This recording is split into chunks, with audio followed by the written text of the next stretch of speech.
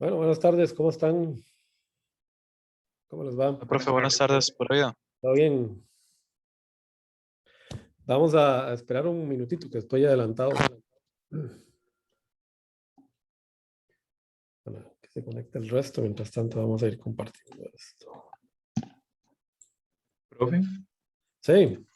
tengo una dudilla con el formulario que mandó. Es que decía los martes y jueves, si no me equivoco. Lo hicieron martes y jueves, no miércoles y viernes. Sí, Lo hizo el asistente. Ya lo corrijo entonces. está bien. Sí, seguro, porque es que él era antes mi asistente de discretos, de activos, y activo yo lo daba martes y jueves. Entonces ya le digo que, que lo corrija. Sí, sí, fue error mío. Ya estoy dando cuenta que fue error mío. Qué barbaridad. Gracias, paso por avisarme. Bueno, profe.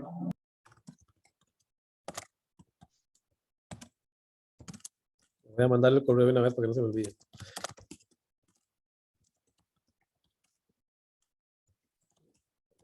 Y yo no sé por qué me quedó la costumbre el año pasado. Y viernes.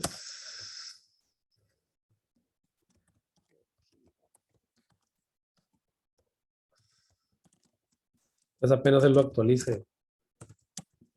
Yo se los mando. Disculpen ahí más bien. Bueno. Ok. Bueno, podemos empezar ya.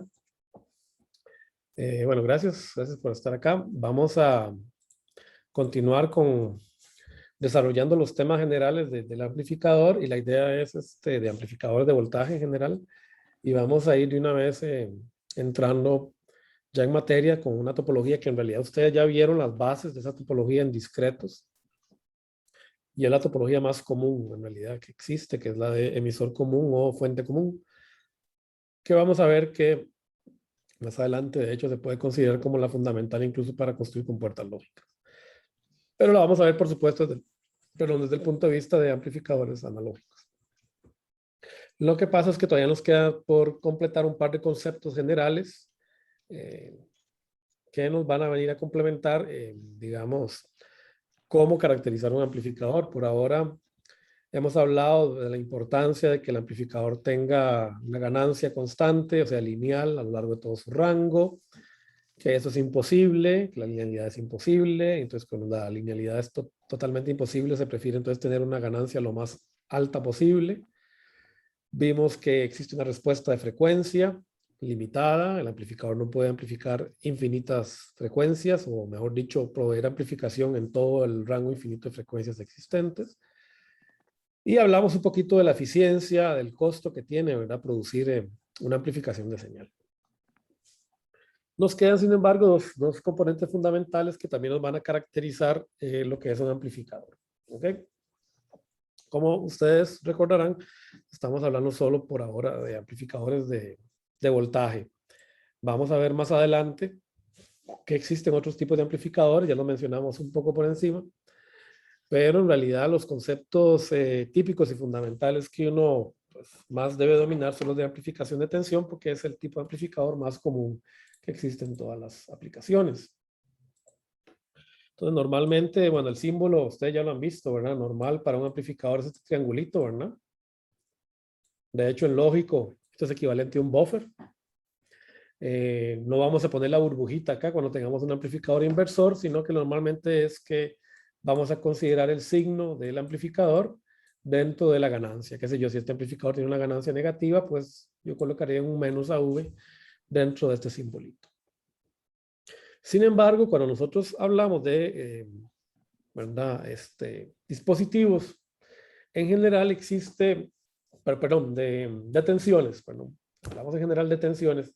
Generalmente ustedes recordarán de CC que en realidad la tensión está definida como una diferencia de potencial eléctrico, una diferencia de tensión. O sea, requiere la medición en dos puntos.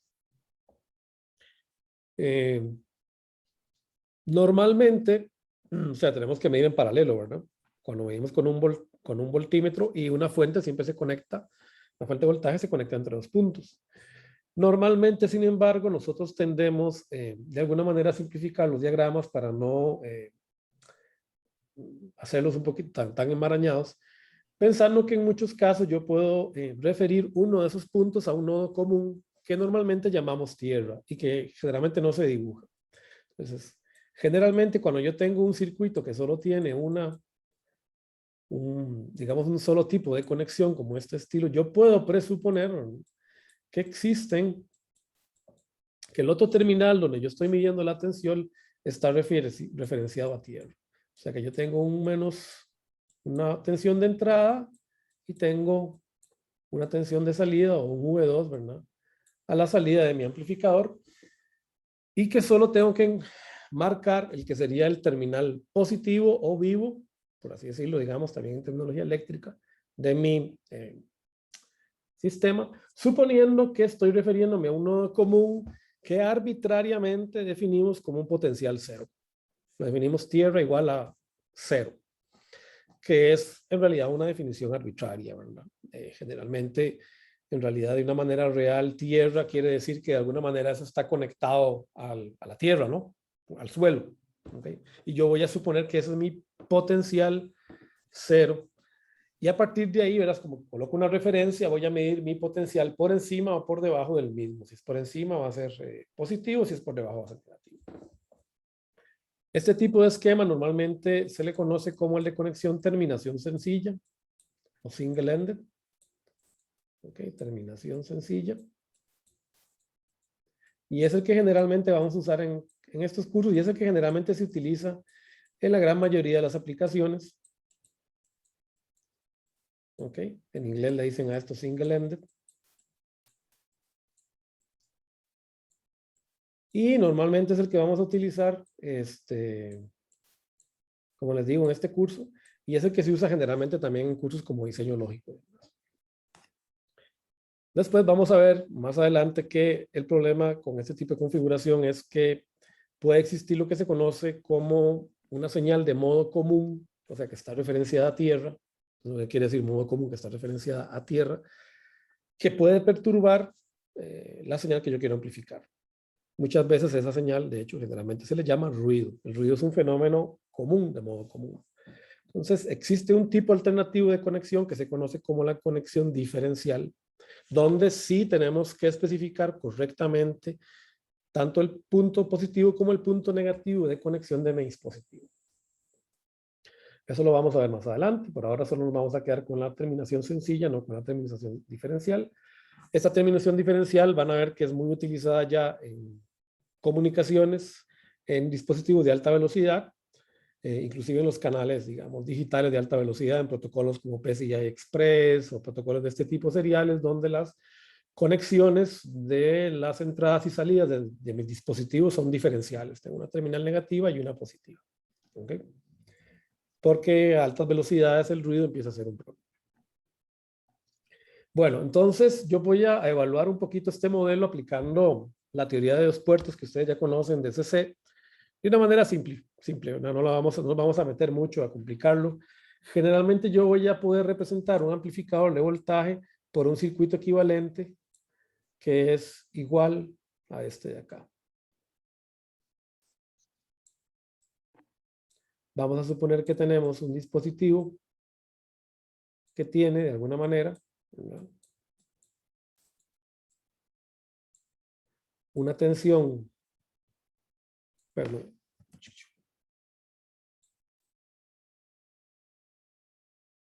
una tensión a la entrada VI, ¿ok?, que está de alguna manera, en este caso, si esto es single-ended, esta es una red de dos puertos, vamos a suponer que los dos puertos inferiores están ambos pegados a tierra, ¿okay? Es una manera más fácil de hacer la tierra, disculpen, pero dibujando me cuesta hacer las rayitas acá en la computadora. Y vamos a tener entonces un V1 y un VO, digamos, en dicho dispositivo. Voy a tener una ganancia a V, ¿ok?, que me multiplica la tensión de entrada que cae sobre una resistencia de entrada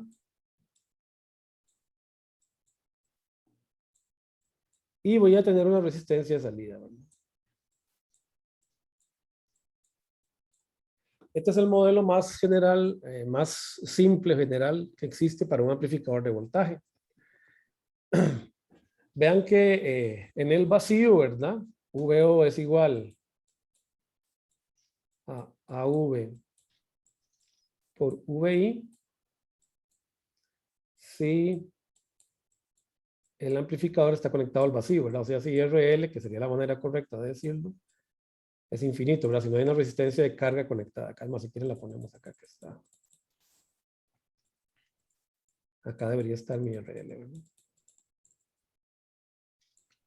La pongo así como medio punteaditas para indicar que debería estar ahí, ¿verdad?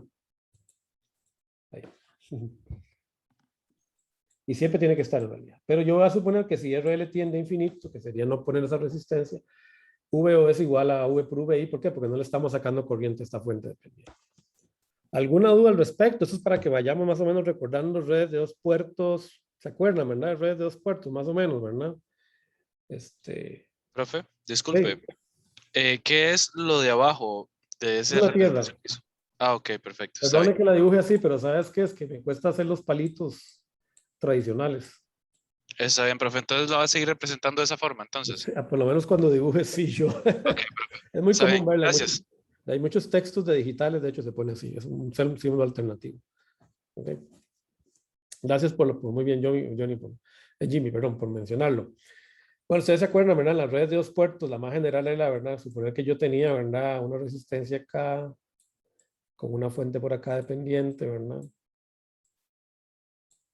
Y luego tenía, ¿verdad? Otra fuente, perdón, otra fuente por acá. Y acá tenía otra fuente dependiente, ¿verdad? Este era mi RI, ¿verdad? Este era mi RO. Y acá yo tenía una dependencia, ¿verdad? Si tenía un V, digamos, ponémosle VX y VY. Y generalmente VX, esto era V1 y esto era V2. Vx es igual a una constante por Vi, ¿verdad? Entonces es como una tensión en inversa, una fuente en inversa que me trae, ¿verdad? Lo que hay acá. Me podría decir que Vx es igual a una ganancia inversa, ¿verdad?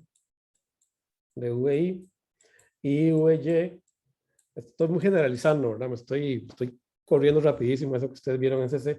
Vy es una ganancia directa, ¿verdad?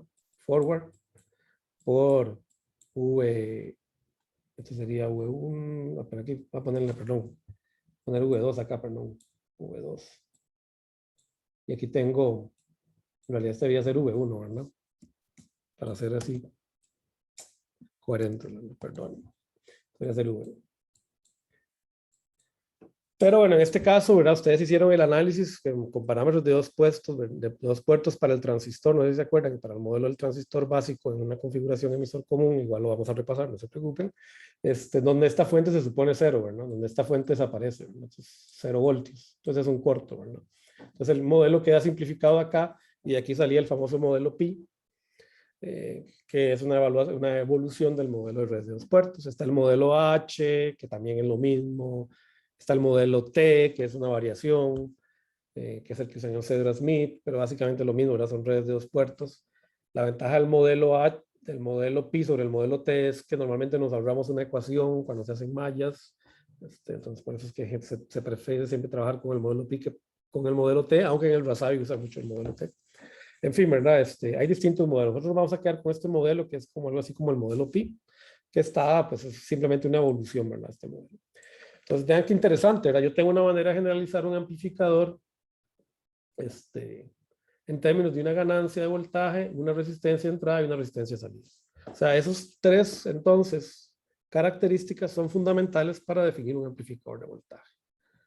No hay manera. Entonces, ya tenemos definido la ganancia de voltaje, que sería V out sobre V in. A veces se le conoce también como ganancia en el vacío. Nos falta definir las relaciones entre R in y R out, y ya se las vamos a ver ahora más adelante, después del recreo. Vamos a ver, hacer un ejemplito práctico de por qué es importante, dos ejemplitos prácticos de por qué es importante, ¿verdad? Considerar ese R in y R out. Pensemos en el siguiente problema. Supongamos que yo tengo dos amplificadores en serie que tienen una ganancia A1 y A2. ¿Ok? Me dicen, esos amplificadores tienen una ganancia 1 y A2 y yo quiero encontrar la ganancia total.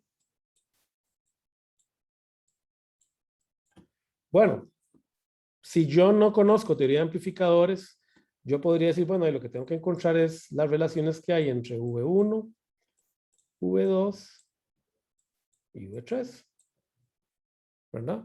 Entonces, V1 es igual a A1 por V2.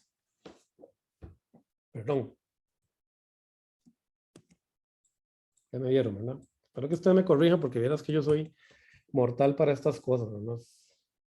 Enredo los subíndices todo el tiempo. Creo que Aaron, que ya me conoce, puede levantar la voz del arma. Y yo puedo definir V3, ¿verdad? Como A2 por V2, que sería igual a A2 por A1 por V1, y por lo tanto la ganancia total de este circuito, ¿verdad? A primera instancia, parece que es simplemente, ¿verdad?, igual a la relación entre V3 y V1, parece que es simplemente cuestión de multiplicar las ganancias de las mismas.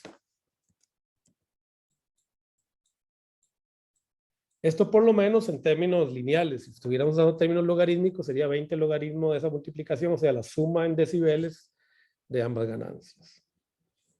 Bueno, para empezar así, con irlos a motivarnos,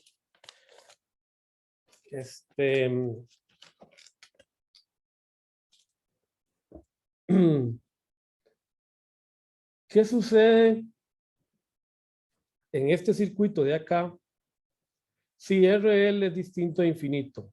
¿Se cumple esto de acá? No, profe, porque sería como un divisor de tensión, ¿no? Muy bien, Johan. Vamos a darle un punto. Exacto, ¿verdad? El problema es que en esta configuración que yo hice acá, ideal, no estoy considerando los efectos de impedancias de entrada y de salida de los dispositivos, ¿no? Entonces, en realidad, formalmente esa ganancia va a ser menor. ¿Por qué? Porque las resistencias de entrada y salida de los circuitos empiezan a hacer disminuir la ganancia total del circuito, porque es necesario gastar energía debido a esos divisores resistivos, como bien dijo Johan. O sea, yo en realidad acá lo que tendría que indicar es que yo tengo un amplificador A1, voy a hacerlo un poquito más grande a ver si me sale. No, no tengo. Tengo un amplificador A1. Vamos a hacerlo en una nueva para que me quede más claro. Para no. Total, aquí me sale gratis las hojas. ¿No?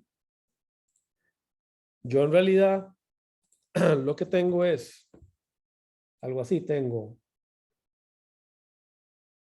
un amplificador A1, que sería este que estoy dibujando acá. Tiene una ganancia A1 V1 con una R out 1, una R in 1, aquí tengo V1, y esto me está produciendo V2. Esto de acá sería el primer amplificador, ¿verdad? Que está conectado con otro circuito, ¿verdad?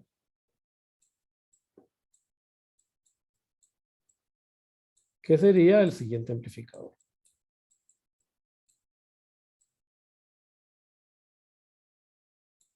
Y aquí tengo V3. Y aquí tengo A2, V2. ¿No? Y V2 es esto. Entonces aquí tengo R y 2. Y aquí tengo V autos.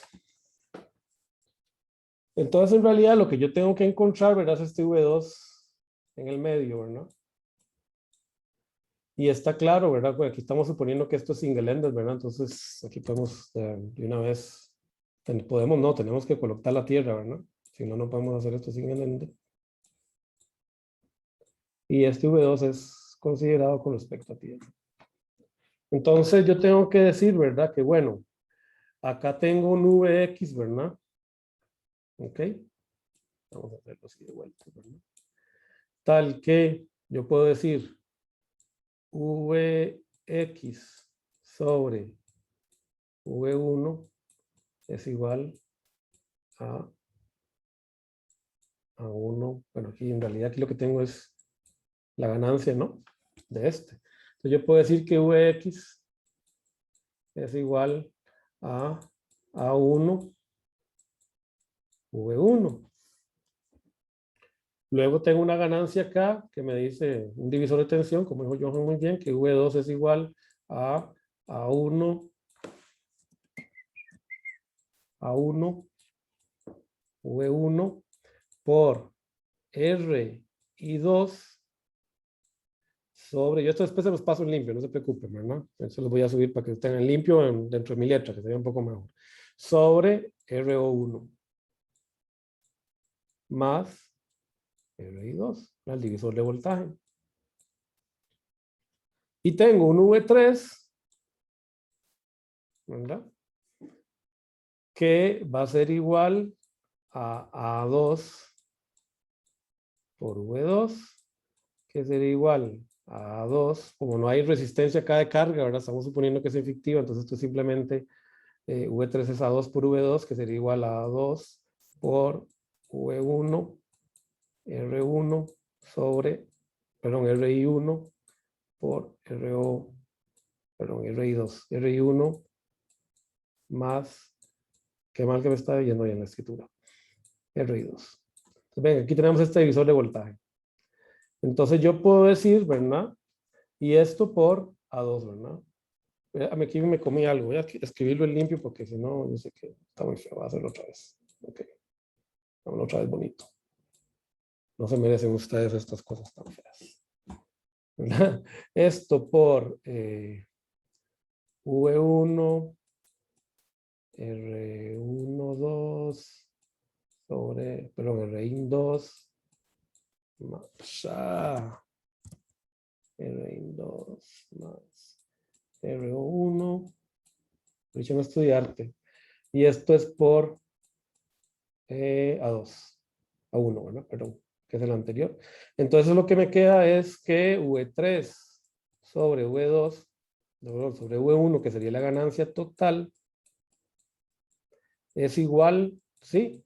A A1 por A2, pero por un divisor de voltaje, ¿verdad? Que me queda como condición, ¿verdad? Como efecto o consecuencia, mejor dicho, lo que debería decir, como consecuencia de las resistencias de entrada y de salida de los respectivos amplificadores en el medio. Entonces, este término no aparecía, ¿verdad? Este término es menor que 1 inevitablemente, o sea que se me va a atenuar la ganancia. O sea, yo no puedo, eso yo se los paso limpio, se los prometo y se los subo por ahí el mañana, ¿ok? Ahí al Tech Digital. O sea, es necesario contemplar las impedancias de entrada y salida, es inevitable, porque si no, mi ganancia final se va a ver afectada. Y eso vamos a ver más adelante cuando veamos cómo acoplar distintas etapas, cómo afecta realmente numéricamente la ganancia de un circuito y lo podemos probar por medio de simulación, lo podemos comprobar por medio de simulación. Ok, entonces esto yo se los prometo que se los paso limpio. Entonces, cuando yo voy a hablar de amplificadores de tensión, tengo que contemplar el modelo tanto de la resistencia de entrada como la resistencia de salida. ¿Qué tan grave puede ser eso? Aquí tenemos un ejemplo que vamos a evaluar con respecto a este problema que está basado en un ejemplo del Razavi. Y la idea es irnos orientando, digamos, en cómo analizar estos circuitos ya una vez los construyamos y cómo ir abstrayendo estos conceptos fundamentales de ganancia, resistencia de entrada y resistencia de salida para rápidamente poder resolver circuitos más adelante sin necesidad de estarnos metiendo en tanto detalle de lo que hay dentro de cada circuito. O sea, estas reglas que yo les estoy dando, en pocas palabras, las van a poder utilizar el semestre que viene cuando estén resolviendo circuitos con amplificadores operacionales. Porque normalmente cuando ustedes vean un amplificador operacional, el fabricante en la hoja de datos les va a dar la ganancia en vacío, que es la ganancia AV sin carga, la resistencia de entrada y la resistencia de salida del mismo. De manera que ustedes puedan hacer ese análisis que yo acabo de hacer rápidamente, si tienen que colocar varios amplificadores en cascada, cómo se va a ver afectada la ganancia. Bueno, Tenemos entonces este ejemplo, ¿verdad? Vamos a resolverlo. Vamos a tratar de manipular con un micrófono, un amplificador. De hecho, les cuento que este va a ser el proyecto final. Vamos a dibujar, vamos a resolver ese circuito y lo vamos a implementar a nivel de transistores y lo vamos a simular. Ese es el proyecto que les voy a dejar, que fue el mismo del semestre anterior. Es un proyecto que trata de englobar casi todo el curso. Por eso es que tiene tanto tiempo para realizarlo y por eso es que necesito que ustedes vayan comprendiendo un poquito esos conceptos. O sea, vamos a construir un amplificador que tenga una ganancia igual a 10, que me permita tomar la señal de un micrófono y llevarla hasta un parlante. ¿Ok? Vamos, eso sí, a variar un poquito el circuito porque en realidad, formalmente, este amplificador va a tener que tener muchas etapas. Entonces, vamos a ver cómo lo hacemos de manera que lo podamos simplificar para nuestro proyecto y resolverlo de una manera real. Pero bueno, eso es básicamente el proyecto final que vamos a realizar, que vale un 25% de la nota. Y los videos andan por ahí, si quieren ya ir adelantando, están del curso anterior, ahí están en el canal, ahí los pueden ir bajando. Bueno, entonces tenemos este asunto. Yo tengo un micrófono que me da 10 milivoltios de señal de entrada. Vean que es muy poquito y es lo típico en un micrófono comercial barato. Eso tiene que ver con la sensibilidad del micrófono, o sea, cuánto es posible transformar la presión sonora en decibeles SPL a voltios. Los micrófonos más sensibles me entregan a lo sumo algunos centenas de milivoltios. Cuando tenemos el micrófono metido, por ejemplo, en una discoteca, o estamos a la par de un camión, que generalmente para la voz eso es imposible, ¿verdad? El umbral de la voz está en 20 micropascales, ese es 1 dB SPL. Bueno, ese es el nivel 0 dB SPL en realidad. Entonces, normalmente tener valores de 10 milivoltios en un micrófono es lo normal, son muy bajos las tensiones, entonces tenemos que amplificarlas para poder manejar un parlante que requiere decenas de watts. O sea, aquí vamos a necesitar señales en el orden de las decenas de voltios para mover esos 8 ohmios y hacer que este parlante se mueva. Vamos a utilizar un amplificador de 10, que en teoría, teóricamente, si yo tengo aquí 10 milivoltios, me debería producir acá 100 milivoltios. No es mucho, pero bueno, para arrancar está bien. En teoría, ¿verdad? Este amplificador debería trasladarme desde 10 milivoltios hasta 100 milivoltios. Entonces, vamos a conectar el circuito completo. El problema es que el micrófono no es ideal. Vean que el micrófono tiene una resistencia RM. Ustedes ya vieron, ¿verdad? En CC, y espero que ya hayan hecho los ejercicios, los laboratorios de eléctrico, ¿verdad? Circuitos eléctricos, que no hay manera, ¿verdad? Cualquier fuente de tensión tiene asociada una resistencia. No existen las fuentes ideales excepto en la pizarra, ¿verdad? Siempre hay una resistencia. Ojalá sea lo más baja posible. Ojalá se acerque a cero, sea miliohmios, pero nunca a cero. Entonces, bueno, este micrófono es relativamente bueno en realidad. Tiene una impedancia de RM generalmente de 200. Generalmente los micrófonos comerciales que hemos utilizado aquí en el laboratorio andan por el orden de 1 o 2K. Es la impedancia característica que tiene. Y el parlante tiene una impedancia característica de 8 ohmios. Vean que estoy hablando de impedancia. Yo sé que ustedes todavía están masticando un poquito el OCA, pero es porque en realidad esto de acá es una resistencia dinámica. Es una resistencia en CA, es una impedancia. No es la resistencia que yo mido cuando agarro, ¿verdad?, los dos bordes del parlante y le pongo el ohmímetro, porque es lo que veo la resistencia en CC. La resistencia en CA en realidad es de 8 ohmios. ¿Okay? Esa es una impedancia característica. Que significa que yo en pequeña señal, cuando la alimente con una señal senoidal, voy a ver esa carga de 8 ohmios conectada a la salida del circuito. Entonces, fíjense que aquí lo que hice fue partir bueno, yo no enlazaba y partió el amplificador en dos, ¿verdad? Este es el mismo modelo, ¿verdad?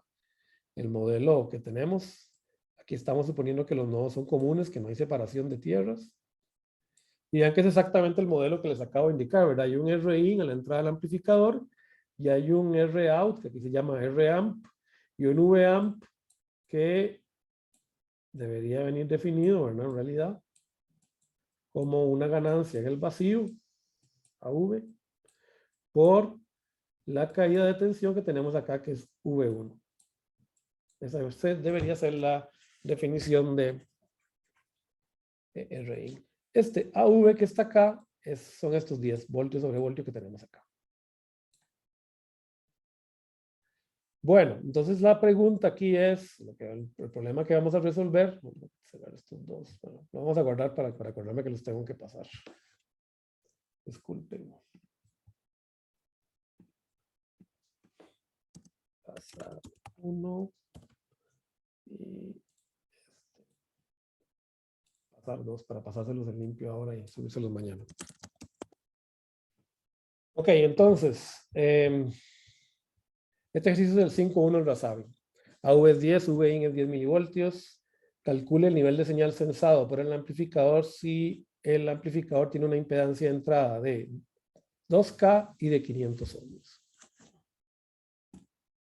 Eso ustedes lo pueden resolver, ¿verdad? Ya sé que me van a ayudar porque esto no es nada nuevo. O sea, ya tienen toda la capacidad para resolver esto por los cursos que han llevado. Entonces, el primer problema dice encontrar V1 para Rin igual 2K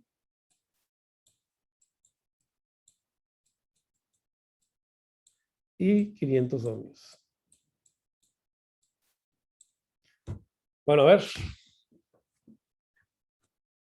Pónganmele ustedes con la calculadora, a ver si me lo pueden calcular. Les pongo el circuito para que se orienten, lo voy a dibujar acá. Este es el circuito de entrada. Acá tengo, para que les quede más claro. Esta es una tierra, ¿verdad? Esto es Rin.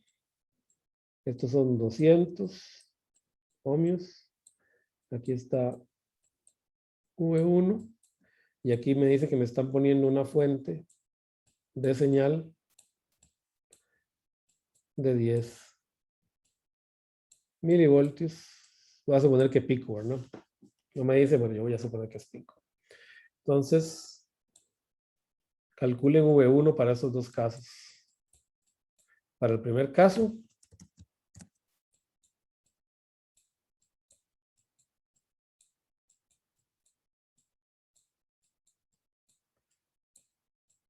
¿a qué sería igual? ¿Quién me dicta ahí la fórmula?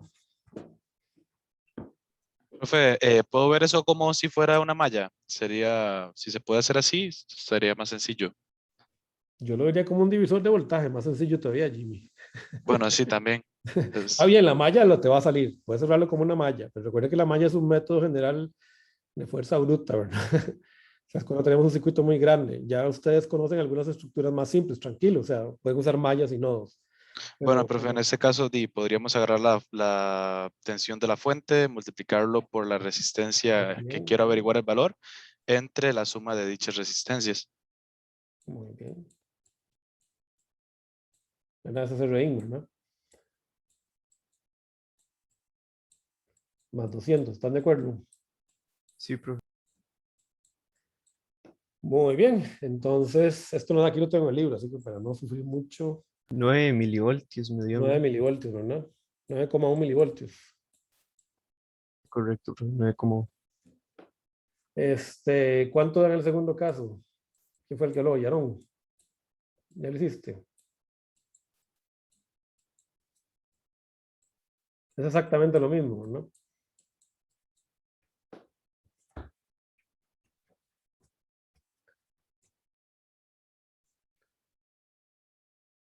Bueno, te los voy a tirar.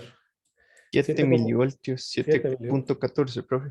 Ok, dejémoslo en 7,1, no seamos tan precisos. Con un decimal, dos decimales a lo sumo en este curso, estamos sobrados, ¿ok? No, a no ser que sean números decimales, ¿verdad? O sea, pero dos decimales bastan, ¿verdad? Generalmente uno también es suficiente.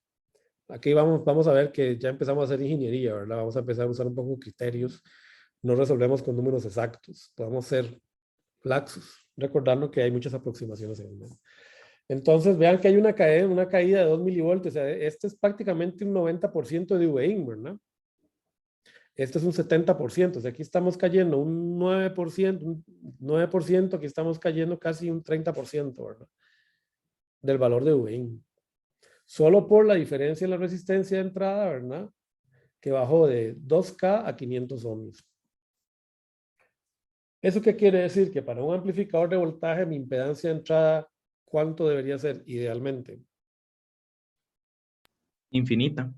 Exacto. Idealmente Rin debería tener infinito. Lo cual es imposible. No tenemos que cambiar el criterio por, bueno, esto es imposible. Bueno, que sea lo más grande posible. ¿Ok? ¿Con respecto a quién? A la resistencia de la fuente o la resistencia de Thevenin, y vamos a ponerle a este RS, ¿verdad? La resistencia de la fuente RS. O sea, que por lo menos sea mucho más grande que la resistencia de la etapa anterior. ¿Les queda claro?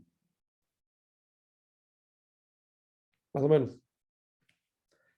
O sea, esta resistencia Rein tiene que ser por lo menos mucho más grande, por lo menos no, tiene que ser mucho más grande que esta R de acá, para que en el divisor no haya problema, ¿verdad? Fíjense que si esta resistencia de acá es mucho más grande que esta, esto tiende a ser la resistencia más grande, ¿verdad? Entonces este término tiende a ser 1. ¿Cuánto más grande?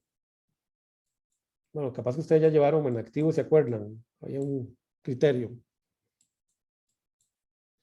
Tírenlo. ¿Cuánto creen más grande? ¿No se acuerdan? La famosa regla de 10. 10.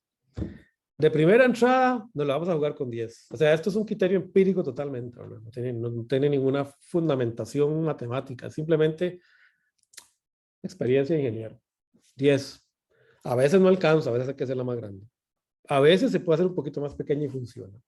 Pero digamos que como regla de salida para cualquier diseño, se ponen 10. ¿Está bien? ¿Se acuerdan que uno hacía eso cuando hacía la polarización? Que la vamos a repasar, ¿verdad? El BJT, ¿verdad?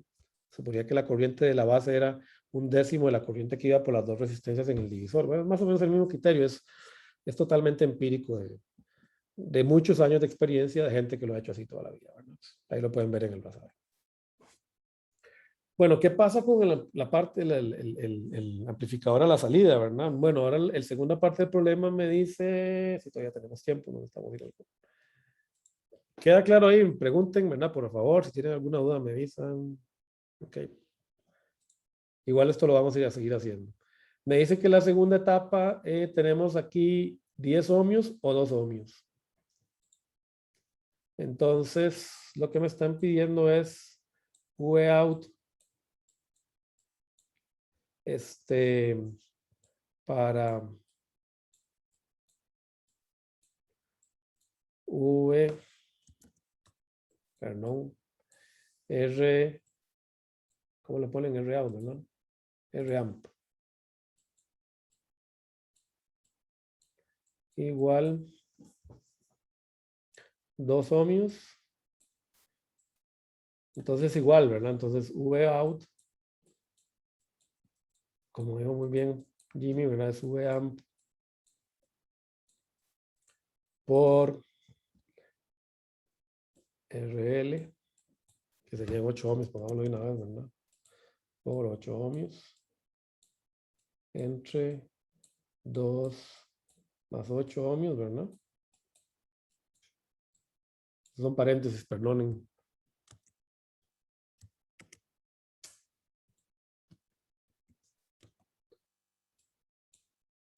Qué feo me quedó eso. 2 más 8 ohmios, ¿verdad? Y esto es igual a un 80%, ¿verdad? 0.8 V-amp. ¿Cuánto va para el otro caso? A ver, hágalo rápidamente ahí en la casa. V-out igual a V-amp por RL es 2 ohmios. Esto está mal hecho, ¿verdad? Aquí me acabo de dar cuenta que acabo de meter la patota, ¿verdad? Perdonen, perdonen. Perdone. Está mal hecho. Ustedes tienen que ver que cuando yo meto la pata me tienen que corregir, ¿verdad? V-amp es 2 aquí, ¿verdad?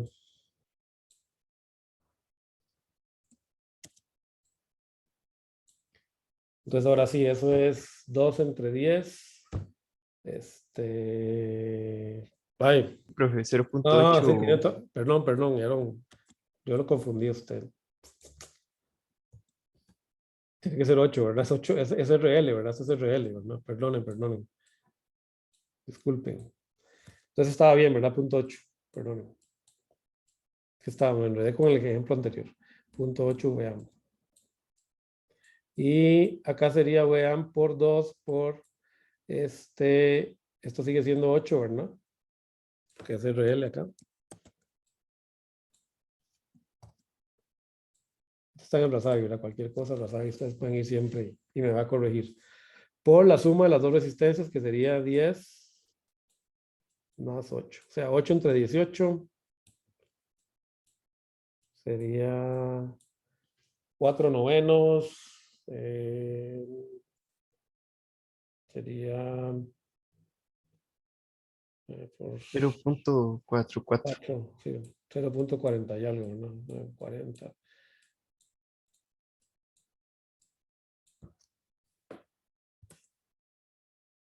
Entonces, fíjese que si la resistencia de salida es muy grande, fíjese que aquí estamos trabajando con la tapa de salida, entonces voy a dibujar el circuito acá. Si la resistencia de salida de mi amplificador es mucho más o muy grande con respecto a la salida, a la resistencia de carga en la salida,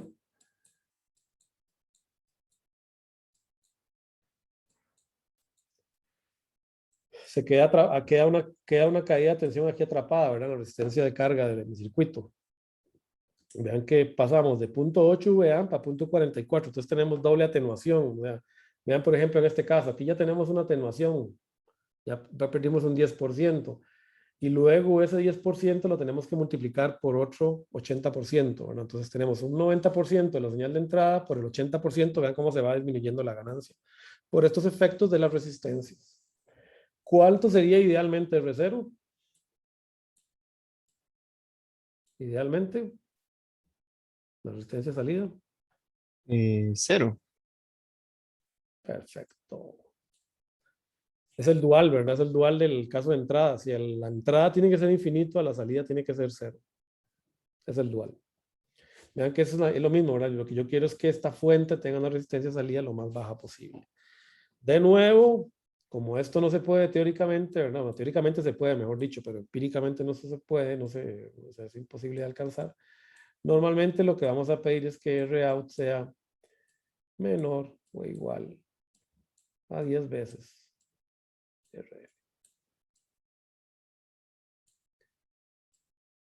Entonces es la regla alternativa, ¿verdad? Bueno, aquí en realidad esto habría que ponerle mayor igual, porque si es mayor, mejor, ¿verdad?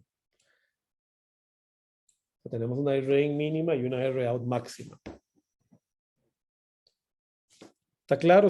Yo sé que es medio trivial, por ahí no, ustedes están ahora medio aburridos como profe Chacón, ya yo llevé esa vara en CC. Pero lo que necesitamos es ir justificando el por qué vamos a trabajar mucho en encontrar R-in y R-out y en alcanzar determinados valores para esas resistencias, por la importancia que tienen a la hora de asegurar que la mayor parte de la ganancia no se quede en el camino, en un amplificador X que vayamos a diseñar. Ok, esto es el ejercicio, si lo quieren ver bien desarrolladito y más bonito, ¿verdad? Este es el ejercicio 5.1 del Rasabi. No lo voy a pasar en limpio porque ahí está mucho mejor resuelto, mucho mejor explicado lo que yo lo explico. Les pido que vayan ahí, ¿verdad? Y lo revisen y lo analicen junto con los dos otros ejemplos para entender por qué vamos a dedicar gran parte del curso a entender cómo obtener este RIN, este RAMP, además de obtener esta ganancia. ¿Ok? Porque hay que obtener esos dos parámetros. Y luego vamos a ver cómo los podemos mejorar, que es parte del truco, ¿verdad? Cómo podemos hacer que RIN realmente sea por lo menos 10 veces RM, la resistencia de la fuente de entrada, y que RAMP, o la ROut de mi amplificador, sea por lo menos un décimo, si no menos, de la resistencia de carga de mi amplificador. Bueno, existen maneras de calcular eso. Yo lo vamos a repasar muy rápido. Ustedes en realidad esto ya lo conocen. Se conoce el método de Thevenin como el método de Thevenin o el método de Norton, ¿verdad? Los teoremas de Thevenin y de Norton. Recuerden eso. Yo sé que en Activus también, no sé, ¿con quién llevaron Activus? Disculpen la pregunta. Yo lo llevé con Scott, profe. Con Scott. Ok. Pero vieron esto, ¿verdad? De cómo calcular el pequeño, el modelo de pequeña señal y todo esto, ¿no? O sea, y cómo polarizar el transistor. Sí, profe, creo que sí. Bueno. Bueno, igual lo vamos a repasar, ok. ¿Alguno de ustedes lo llevó con Juan Chávez? Con Juan Chávez, con Juan José. Yo, profe. Ok, Juan José sí lo da, yo sí estoy seguro. Es que Sí, yo de no sé hecho, cómo lo con hago. el método de redes de 2 puertos, lo explicó él. Ok, perfecto. Entonces, aquí tenemos una breve diferencia, ¿verdad? Bueno, no sé cómo lo habrá dado Juan Chávez, porque yo no conozco cómo el de activos, pero sí sé que Juan José lo da, porque bueno, el activos yo le he dado varias veces con él y lo tenemos bien coordinado también. Entonces, lo que les voy a pedir, por ejemplo, Jimmy, y si hay algún otro que no ha visto algún concepto o que tiene una duda, por favor que me lo pregunte. ¿Ok? Profe, yo lo llevé con Aníbal.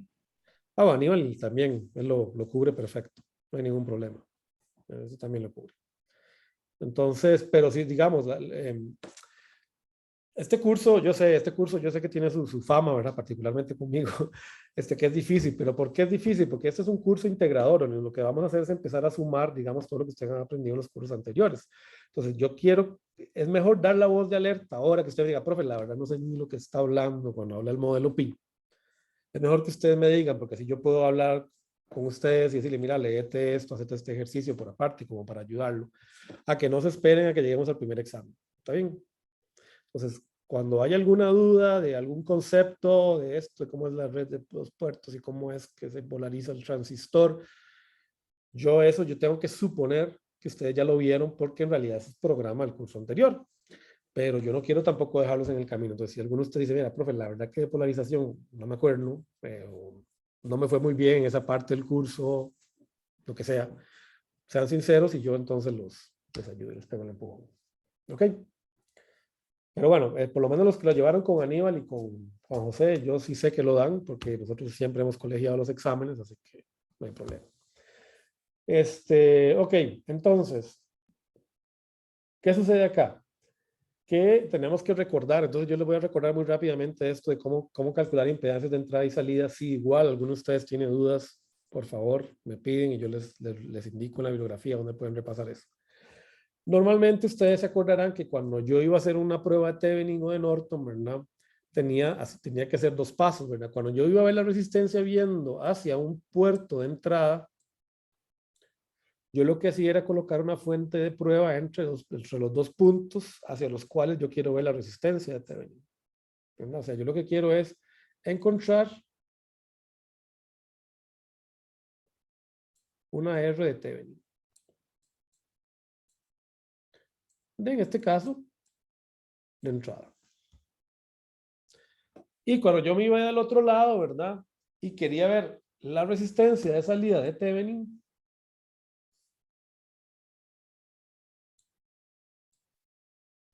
que esta sería la resistencia de Thevenin de salida, yo tengo que, al contrario, ¿verdad? También poner la fuente de prueba, pero tengo que asegurarme de eliminar todas las fuentes dependientes que yo tenga, independientes, mejor dicho, que yo tenga en mi circuito. Fuentes independientes. Noten que mirando hacia la entrada, yo más bien dejo en abierto los puertos de salida, ¿verdad? Porque aquí yo estoy suponiendo que tengo un V-out. Entonces, en el proceso de izquierda a derecha, que es el flujo natural de señal, nosotros vamos a suponer que los puertos de salida donde se mide una tensión quedan abiertos.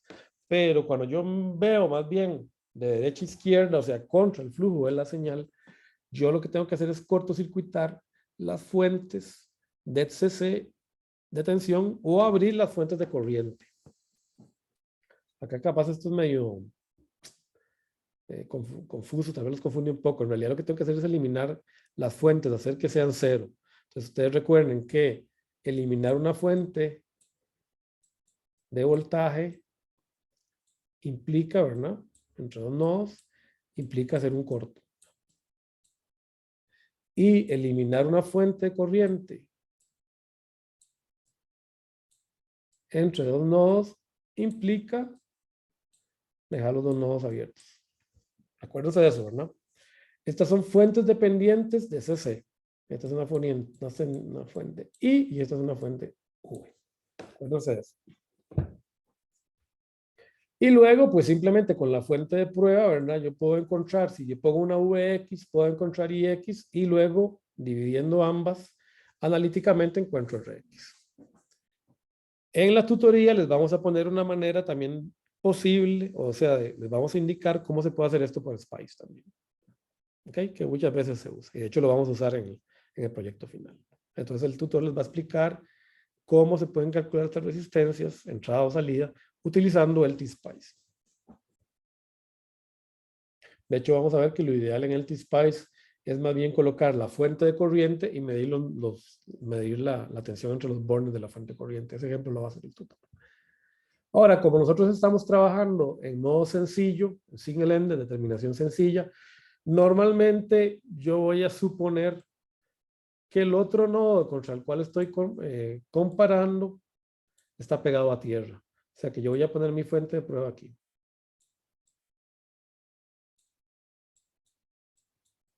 O sea, es como una simplificación nada más para no andar dibujando tanto. Entonces, cuando yo les pida la resistencia contra un nodo, ustedes tienen que suponer que el otro puerto, la resistencia que van a medir, automáticamente está conectado a tierra. Bueno, yo sé que con José y con Aníbal hicieron esos ejercicios. Y vamos a ver si tal vez Jimmy ahí ve, si capaz que los vio, pero simplemente no se acuerda. Entonces, vamos a hacer un repaso, ¿ok? No se preocupen. Vamos a hacer este repasito y nos vamos a un descanso. Por ejemplo, tenemos un emisor común que ya lo conocemos, igual como les digo, vamos a más o menos arrancar de cero con el emisor común. Me preguntan por la resistencia Rin en un emisor común. Bueno, lo que yo voy a hacer es, porque yo sé que es el repito, ¿verdad? Ya lo hicieron varias veces, recordarles que lo que tengo que hacer es sustituir el transistor por el modelo pi. Modelo pequeño señal, ¿verdad? El transistor. Se me fue.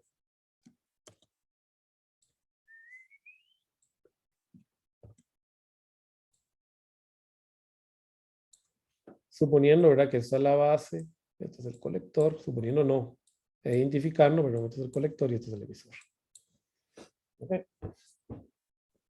Entonces lo que tengo que hacer es, bueno, fíjense que estoy pidiendo resistencia contra un nodo nada más, entonces yo puedo suponer que el otro nodo está pegado a tierra, lo cual pues, en este caso sí es claro, ¿verdad? Por el circuito. Entonces lo que tengo que hacer es poner una fuente de prueba aquí, ¿verdad? Encontrar este IX para determinar la resistencia de entrada. Bueno, aquí es bien obvio, ¿verdad? Que puesto que solo hay una resistencia no hay que hacer mucho, ¿verdad? La resistencia de entrada en un transistor BJT viendo hacia la base cuando el emisor está pegado a tierra, muy importante, es RP. ¿Okay? En un fuente común, ¿cuánto sería Rin?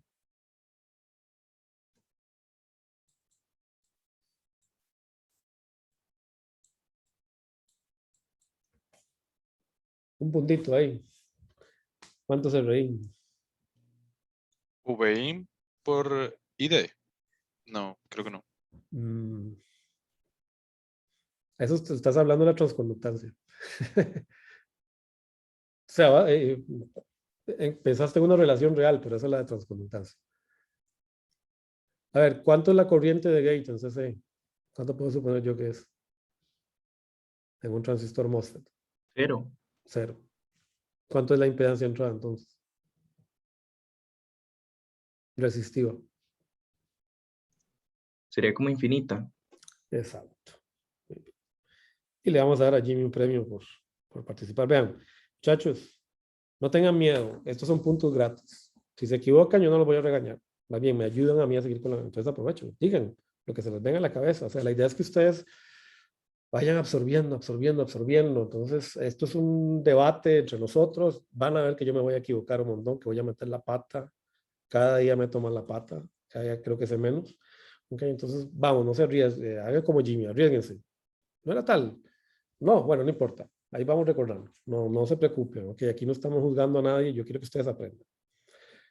Entonces, sí, ¿verdad? El Rein tiene que ser infinito. No queda otra porque la corriente que yo tengo por acá en pequeña señal real, ¿verdad? Es 0. Luego vamos a ver que en realidad sí hay una corriente reactiva, ¿verdad? Porque yo tengo una capacitancia. Entonces, cuando vamos expuesta a frecuencia, vamos a ver que en realidad sí hay una corriente, pero esa corriente es reactiva, ¿verdad? Debido a la capacitancia. Pero si yo lo pienso solo en términos de resistencia, la resistencia que yo tengo siempre mirando hacia hacia el gate de un transistor MOSFET es siempre infinito.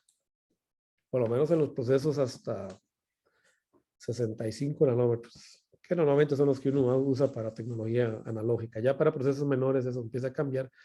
Si se acuerdan con Aníbal, bueno, con Juan deben haberlo visto, y con Juan José y con Juan Chávez, Juan Scott, existe, ¿verdad?, la corriente de túnel que empieza a aparecer en los procesos más modernos y que hace que ya esa corriente no sea cero. Pero como eso no lo vamos a usar nosotros para analógico, o sea, eso que es un problema para digitales, podemos suponer que es cero siempre. Entonces esa impedancia es infinita. Entonces vamos a parar aquí unos 10 minutos. Nos vemos a las 2:05 para que descansemos un poquito. Y nos vemos en unos minutos, 10 minutos. Chao.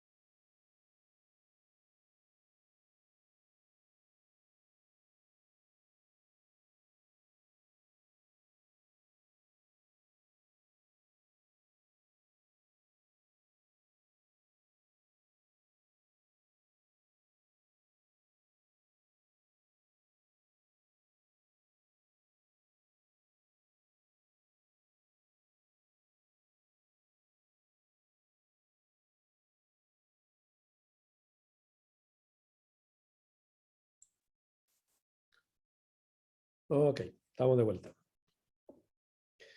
Bueno, entonces, acá hay algo que capaz es interesante que vamos a ir viendo conforme avancemos en el curso, que a pesar de que en el Rasabi y en todos los libros analizan el amplificador BJT y el MOSFET por separado, yo siempre los analizo juntos porque en realidad vamos a ver que la única diferencia que hay entre los dos es esto que acabamos de ver de la resistencia entrada infinita a nivel de sus modelos de pequeña señal, sin considerar los componentes de alta frecuencia, que eso lo veremos al final. Entonces vamos a ver que se acelera mucho, digamos, la resolución de circuitos y análisis, se vuelve más sencillo. Y en realidad lo que permite esto es también darnos cuenta que las topologías que vamos a estudiar son genéricas, que en realidad no dependen del transistor. O sea, ustedes pueden agarrar un MOSFET, cambiarlo por un JFET y van a ver algunos cambios capaz en el tipo de polarización, pero en términos de pequeña señal el amplificador se va a comportar con un modelo similar al que van a utilizar para el MOSFET, solo que en este caso la impedancia entrada no será infinita. Y ese es el caso, digamos, de lo que vamos a ver que ocurre entre el MOSFET y el BJT. Vean que, por ejemplo, ustedes saben, ¿verdad?, que por definición, ¿verdad?, RPI es igual a beta sobre GM, ¿verdad? Si lo estudiamos cuando se hace el análisis de los modelos de pequeña señal de el transistor BJT. Y esto es igual, ¿verdad?, recordando que GM es IC sobre BT a la tensión térmica, ¿verdad?, por la ganancia corriente del transistor, que es beta, sobre la corriente de polarización en mi transistor, en el colector. Entonces vean que a mí me sirve, si yo quiero mejorar esta impedancia entrada, recuerden que la idea del amplificador de voltaje es que RPI sea grande con respecto a la resistencia de la fuente de entrada, me conviene entonces que para que RPI sea grande, o sea, sea un buen amplificador en términos de impedancia de entrada, beta sea grande, y por ahí vamos a buscar amplificadores con transistores BJT con beta superior a 100 normalmente, o que IC sea pequeño, ¿okay?, que es la otra cosa que podemos manipular para mejorar esa resistencia de entrada. Ahora, noten que beta está definido como la ganancia, ¿verdad?, de corriente que hay entre el colector y la base, ¿verdad? Esa es la definición de beta, ¿no? Tal cual la vimos ustedes en el modelo extraído del modelo de Versmore el semestre pasado. Entonces, ¿verdad?, pues aquí obviamente hay algunas simplificaciones, ¿verdad?, porque en realidad hay que considerar que hay un parámetro alfa que es aproximadamente 1, que en realidad la ganancia de corriente se produce entre la base y el emisor.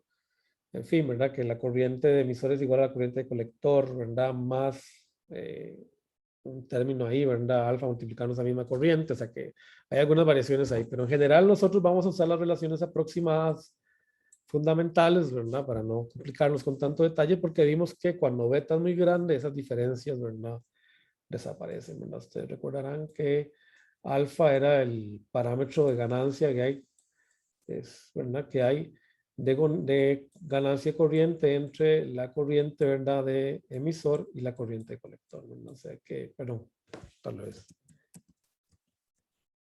La corriente de colector y la corriente de emisor, ¿verdad? Entonces, alfa por IF me da IC, y alfa generalmente era menor que 1, y eso venía por el hecho de que la corriente que viene por acá, por el emisor, en realidad se compone de la corriente de base, ¿verdad?, más la corriente de colector, ¿verdad?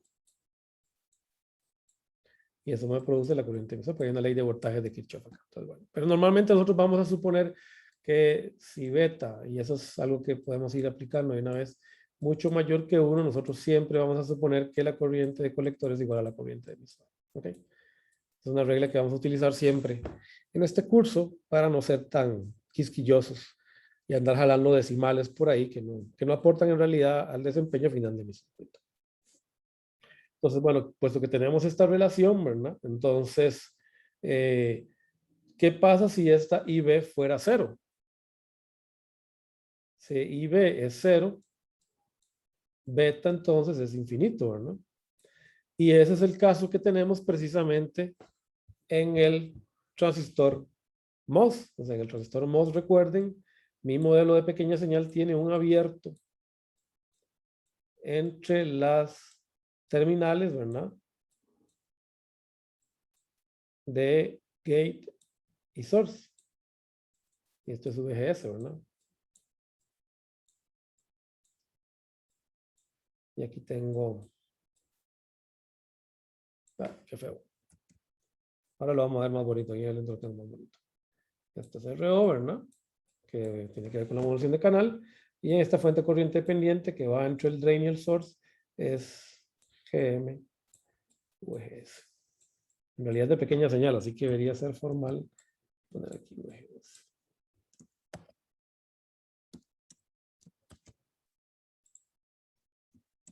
No puedo borrar.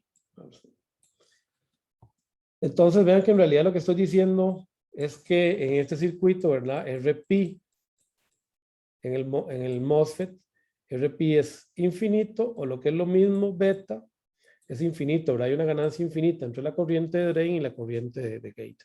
Entonces, eso quiere decir que normalmente cuando uno analiza un circuito con el modelo de pequeña señal del BJT, obtener el modelo de pequeña señal del MOSFET es directo, simplemente hacer RP infinito en las fórmulas que vamos a derivar. Vamos a hacer varios ejemplos de eso después.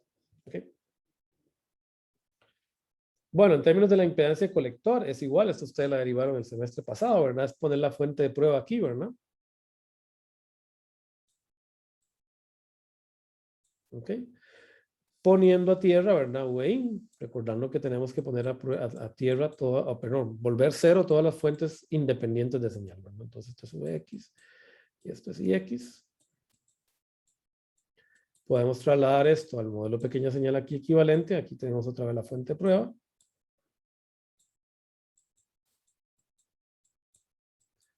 Y acá pues es claro, ¿verdad? Que al hacer cero esta fuente de la entrada, significa que estamos haciendo un corto, ¿verdad? Que hay un corto entre Vin y tierra. Por lo tanto, Vp es cero. Si Vp es cero, entonces esta fuente de corriente es cero, o sea, aquí hay un abierto, se me abre la fuente, y es obvio que entonces la resistencia salida única que me queda es la resistencia característica de mi transistor, ¿verdad? En el caso del BJT, sería, perdón, qué mal, sería igual a VA sobre IC, la tensión de Early, ¿verdad? Sobre IC.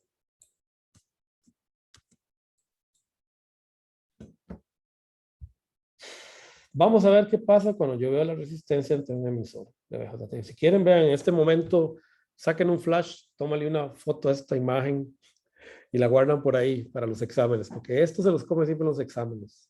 Si ustedes no se acuerdan de esto, ténganlo ahí, no tengo problema, guardado. Igual va a estar en los formularios, pero esto les ayuda a resolver un montón de problemas más adelante, que a veces se quedan pegados en un detallito y es porque no se acuerdan de esto que vamos a derivar ahora. Entonces, tomen la foto a la pantalla si quieren, ahí. Guárdenla por ahí, pista para resistencia en el emisor de un transistor. ¿Ok? Esto lo vamos a usar mucho. De hecho, ya lo hicieron ustedes también, con Juan José, con Aníbal, bueno, supongo que con Scott lo hicieron. ¿Ok? Yo quiero encontrar la resistencia vista hacia el emisor del transistor. Lo que tengo que hacer es plantearme mi modelo de pequeña señal. ¿Verdad? Este es el modelo de pequeña señal. Vean que cumplo la regla de Thevenin, ¿verdad? La base. En la base estoy conectando un corto donde debería estar Vin, o sea, estoy cortocircuitando a tierra la base. No tengo RO, y esto es muy importante, esto es válido, aunque en realidad se podría hacer con RO. Los invito a que lo hagan en la casa. Es más, les doy, para empezar ya les doy 3 puntos extra para que me resuelvan esto hoy antes de mediodía. Ok, me lo mandan ahí, lo pasan a mano, lo hacen en un cuadernito, a mano, le toman una foto, me lo mandan por el correo. Me encuentran esta misma expresión que vamos a encontrar acá, pero aquí vamos a suponer que RO tiene infinito. Ustedes encuentran en la casa RO, la misma expresión para RO menor a infinito. Ok. Me la mandan de tarea así extra, les doy 3 puntos, aquí anoto, en el examen final.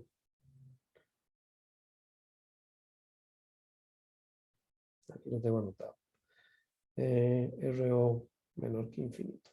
Okay, háganlo ahí anótelo y les doy tiempo hasta a medianoche. Hoy estoy teniendo tiempo hasta las 11:59 para que me lo manden por correo. Nada más lo hacen a mano, en el cuadrito le toman una foto, me lo mandan por correo. Hallar Sí, RO hagamos- menor a infinito, profe. ¿Ah?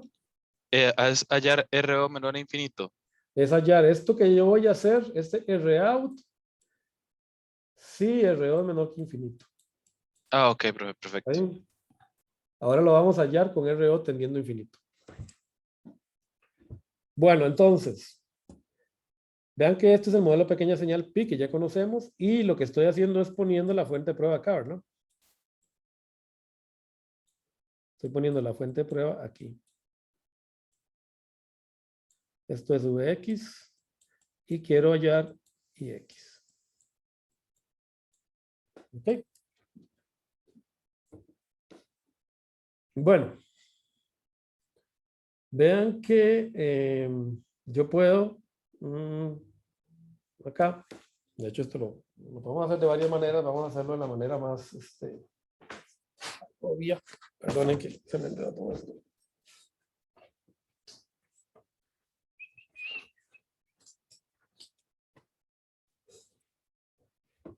Yo sé, ¿verdad?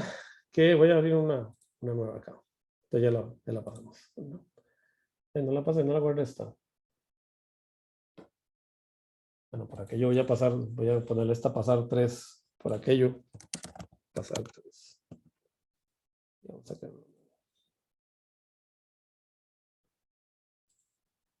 Ok. Tengo que, acá tengo entonces mi transistor, mi modelo de pequeña señal de mi transistor. Esto lo puse a tierra, ¿verdad? Estoy nada más pasando el circuito. Acá tengo una tierra, y ahora les voy a explicar por qué esto es una tierra. Y acá tengo la fuente de prueba. Ux. Y quiero encontrar Ix. Esto es GM, VP. Esto es RP. Y aquí tengo VP. Vean que acá me están poniendo una tierra. Porque esto es una tierra si esto está pegado a BSC.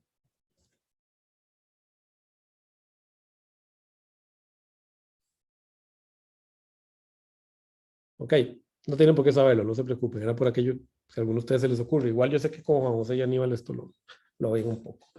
Recuerden que definimos al inicio del curso que todas estas fuentes son ideales.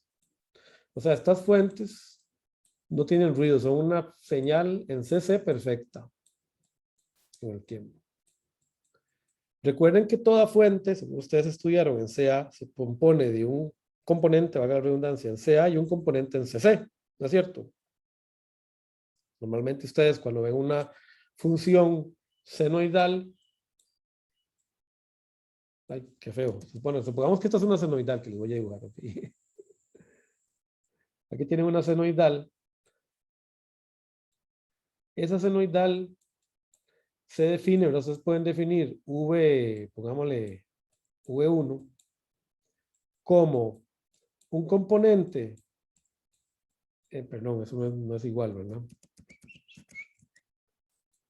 Un componente en CC, Vx, al nivel de offset, donde está, más una señal que le podemos poner aquí a esta, la podemos llamar V pico seno de omega t. ¿Se acuerdan de ese? Normalmente un fasor, ¿verdad? Tengo un componente en corriente continua y un componente en CA. Y recuerden que ustedes en circuitos, cuando van a hacer análisis lineales, podemos utilizar superposición. Vamos a solucionar para cada una de las fuentes que tenemos en el circuito lineal. ¿Recuerdan de superposición en CC? ¿Ok? Entonces, yo lo que hago es hacer en pequeña señal un análisis en CC y en CA por separado. Pero ¿qué sucede? ¿Qué pasa en CA para esta señal? Perdón, en CC para esta señal. ¿Cuánto es el componente en CA? Nulo. nulo, ¿verdad? Entonces, muy bien. Yo puedo suponer que esto en realidad es como si yo pegara esta tierra a CA. O sea, en CA, esa fuente no juega. Ojo, luego vamos a ver, no lo vamos a ver en este curso. Normalmente uno tiene que tener cuidado porque esa fuente puede tener ruido, entonces hay que hacer el análisis. Pero digamos, para el análisis fundamental, yo puedo suponer que esa es una tierra en CA. Entonces yo puedo de una vez eliminarla. Vean que yo le pongo acá, y es una buena costumbre, que a veces hace Razavi, de indicar que esa tierra que apareció ahí es solo una tierra en corriente alterna, para un análisis en pequeña señal. No es una tierra en CC.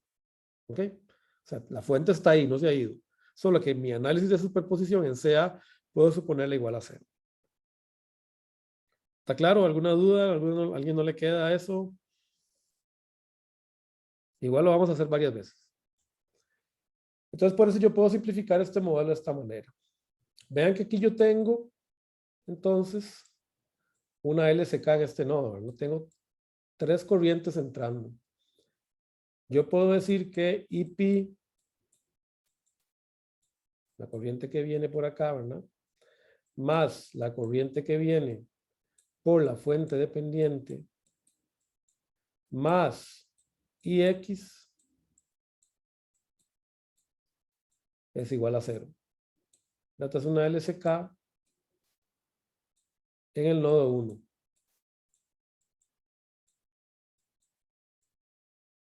Que ya tengo una ecuación, pero tengo 2 incógnitas. Tengo IP y VP. Necesito otra ecuación. ¿Cuánto vale IP? Bueno, IP está definida en función de esta resistencia que está acá. Yo puedo sustituir IP por VP sobre, bueno, en realidad tengo 3 variables, pero no importa. VP sobre RP, esto es IP, ¿verdad? Más GM, VP más IX es igual a 0. Bueno, sigo teniendo aquí una variable, ya eliminé IP, pero me queda VP. Vean que recuerden la definición. Rx es igual a Vx sobre Ix, es la definición, ¿verdad? De cómo encontramos la resistencia. ¿Cómo sustituyo Vx acá en términos de Vp? O al revés, ¿cómo sustituyo Vp en términos de Vx? Viendo el circuito. ¿Qué otra relación puedo usar?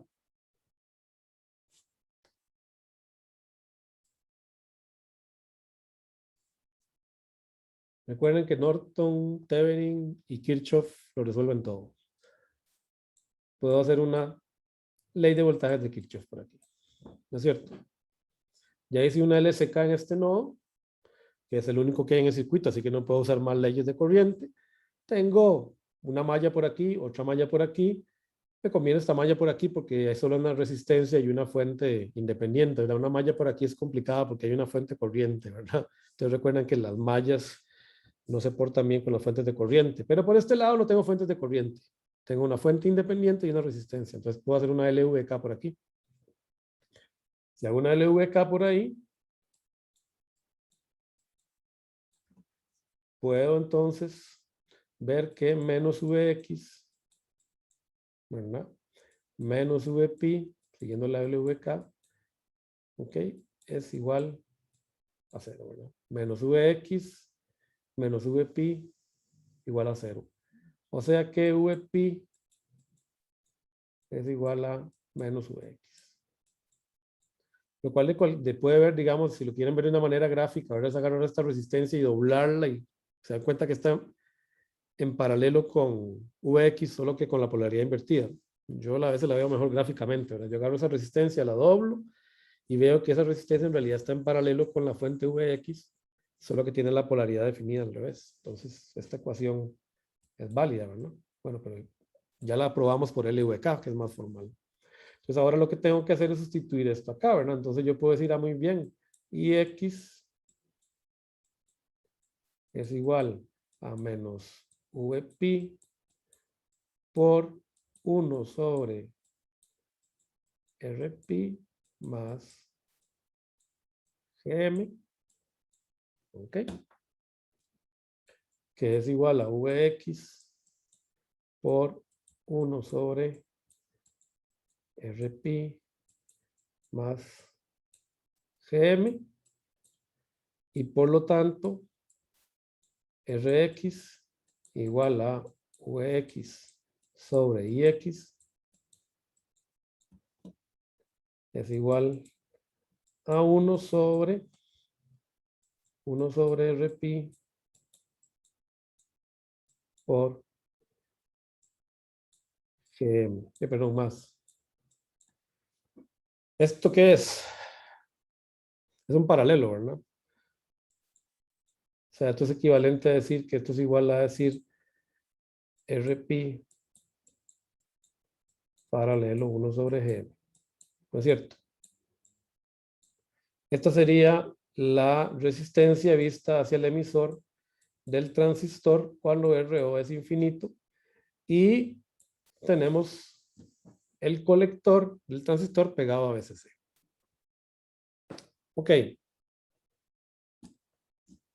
Vamos a simplificarlo un poco más. Recuerden, RP es, por definición, igual a beta sobre GM, ¿verdad? O lo que es lo mismo, ¿verdad? 1 sobre GM, ¿verdad? Es otra manera de verlo, ¿verdad? Entonces 1 sobre GM es igual a RP sobre beta. Cualquiera de los dos es lo mismo. Bueno, pagamos lo mejor, no nos vamos a entrar ahora. Por lo que es lo mismo, ¿verdad? GM por RP es igual a beta. Si beta es mucho mayor que 1, que eso es lo que nosotros generalmente queremos, ¿verdad? Que beta sea 100, 200, sea mucho mayor que 1 para que haya mucha ganancia de corriente entre la base y el colector. Entonces yo puedo decir que RP es mucho mayor que 1 sobre GM. Por lo tanto, esto es aproximadamente 1 sobre GM. Y normalmente este es el valor que uno se acuerda. La resistencia de vista hacia el emisor de un transistor es aproximadamente 1 sobre GM. Y esto es válido incluso si RO es mucho menor que infinito, siempre y cuando el colector esté pegado a VCC. Ese es el único detalle. Si el colector no está pegado a VCC, solo se cumple de acá para arriba. Esta parte no se cumple. Pero si el colector está pegado a VCC, no hay problema. O sea, ¿qué es lo que quiero decir? Que si aquí hay otra resistencia en el camino, eso ya no se cumple, ¿verdad? Si aquí hay una resistencia entre VCC y el colector. ¿Ok? Entonces eso es algo que hay que tener cuidado. Bueno, yo les sáquenle una foto de eso, ¿verdad? Guárdenlo, ténganlo por ahí. Eso está resuelto. Ese es el ejercicio 5.4 del Razavi. Ténganlo ahí a mano. Ahora, para un MOSFET, ¿es esto aproximado o esto igual? ¿Ustedes qué creen?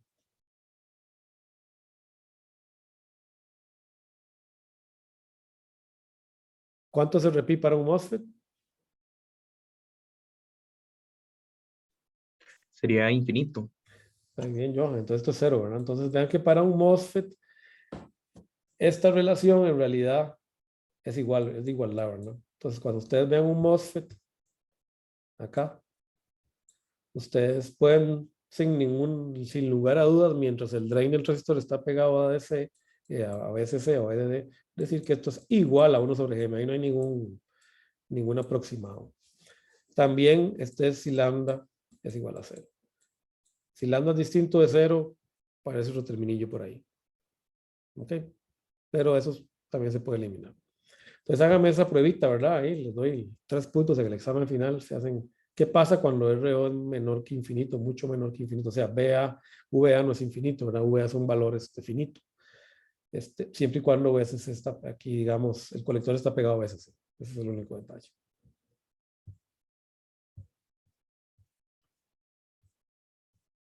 Aquí tenemos las 3 reglas fundamentales entonces del transistor, que ustedes se las van a tener en el formulario, le pueden también sacar una fotito, no tienen problema.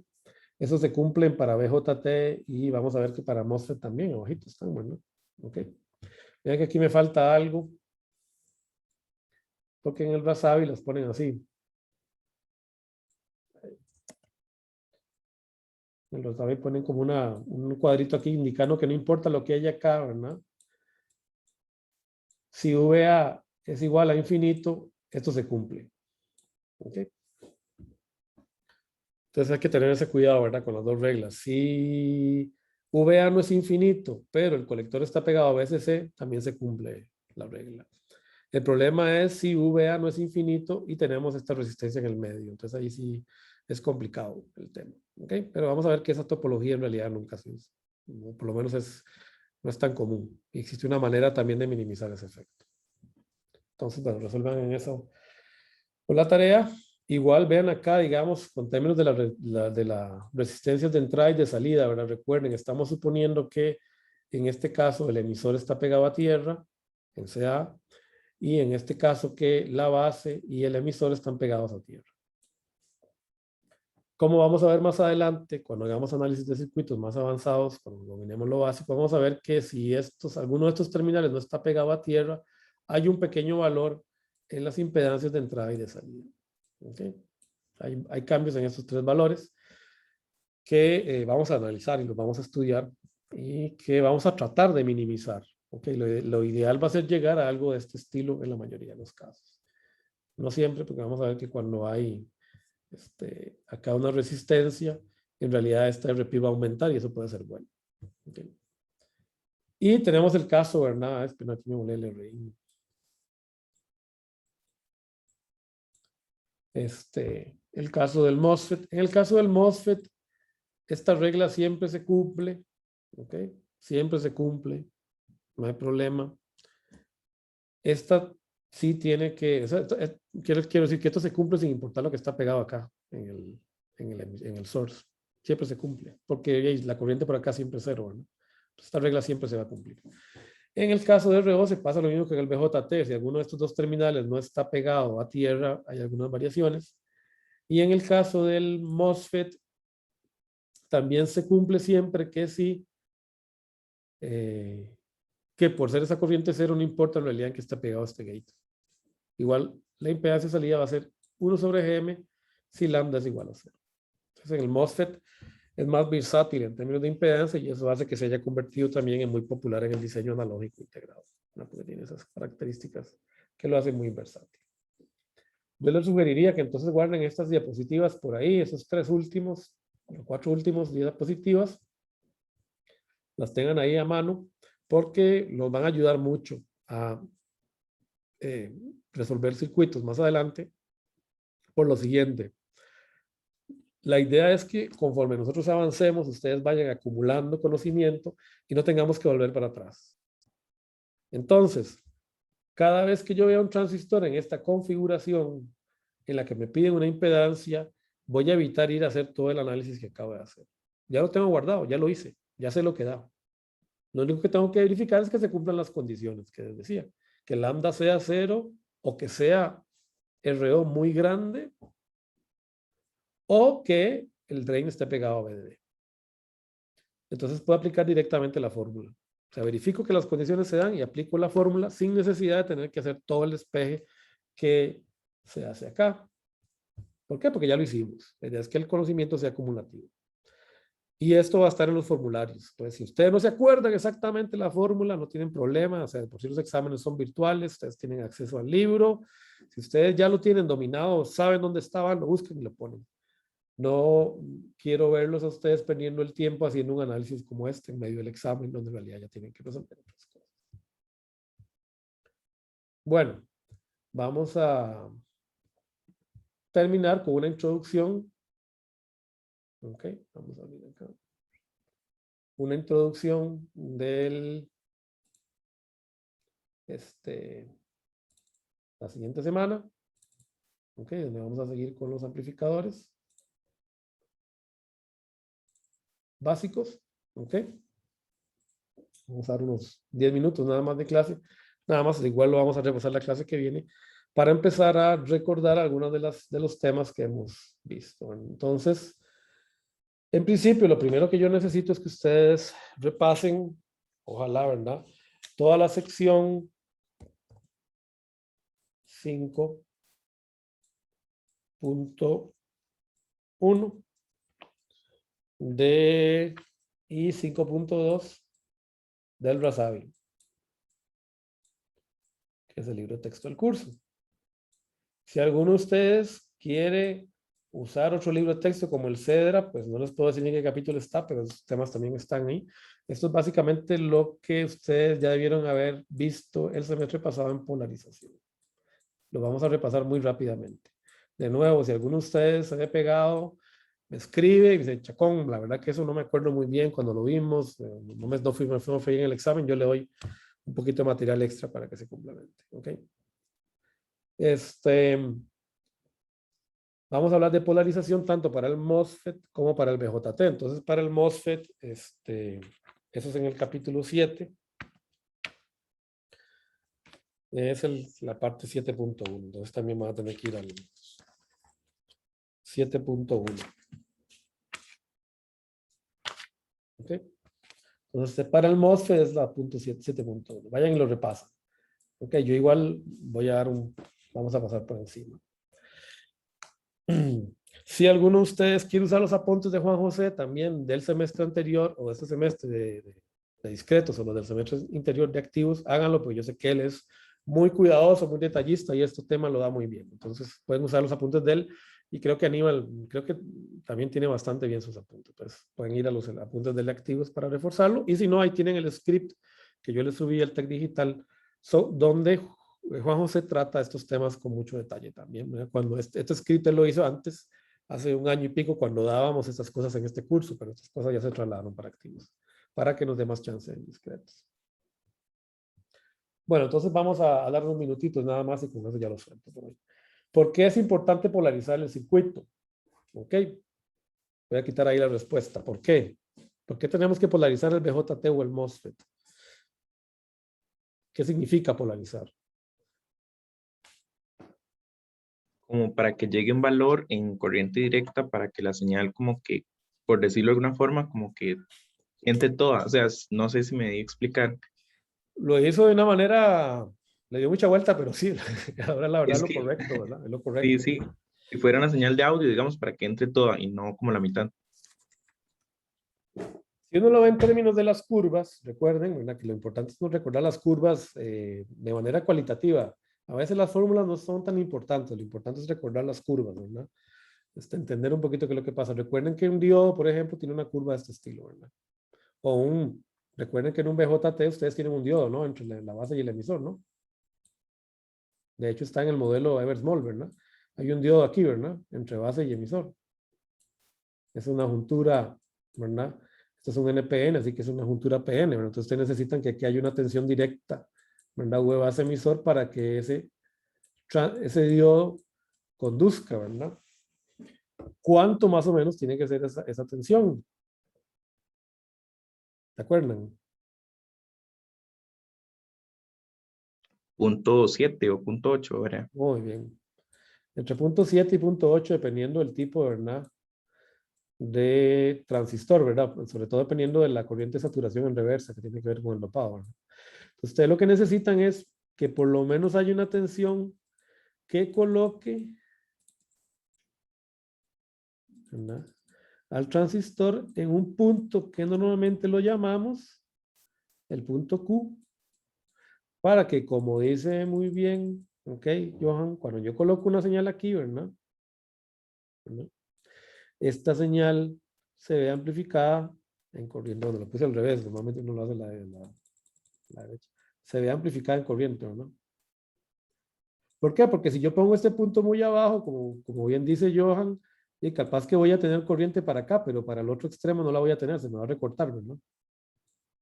Entonces yo necesito ir a localizar este punto en la curva que a mí me sirve. Eso es lo que hago cuando yo polarizo, ¿verdad? Trato de buscar un lugar donde pueda maximizar mi excursión, por lo menos encima de este valor de punto 7 a punto 8.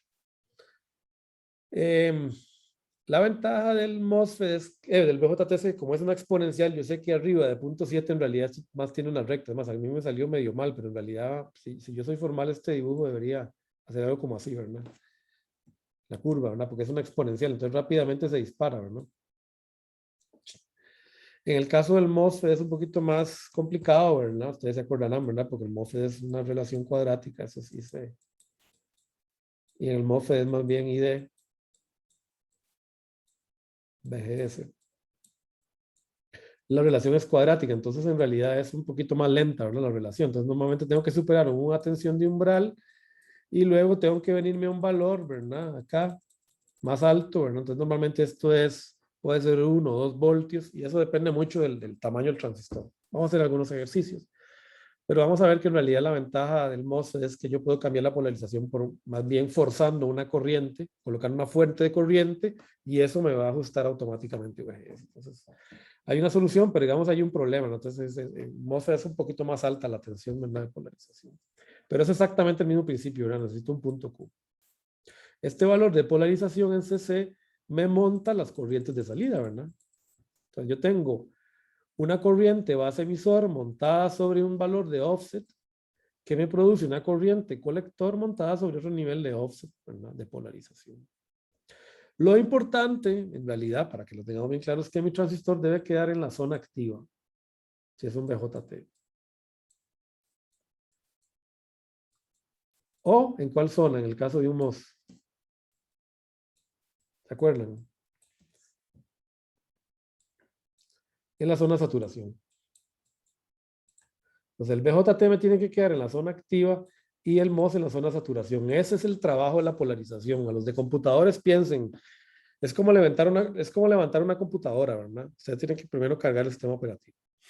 Una vez que tienen el sistema operativo, pueden correr las aplicaciones, ¿verdad? Entonces, es como lo fundamental. Tengo que llevar el transistor a un lugar y a partir de ahí ya puedo amplificar señal. Eso es lo que es el punto Q. Nada más. Entonces, obviamente tiene sus trucos.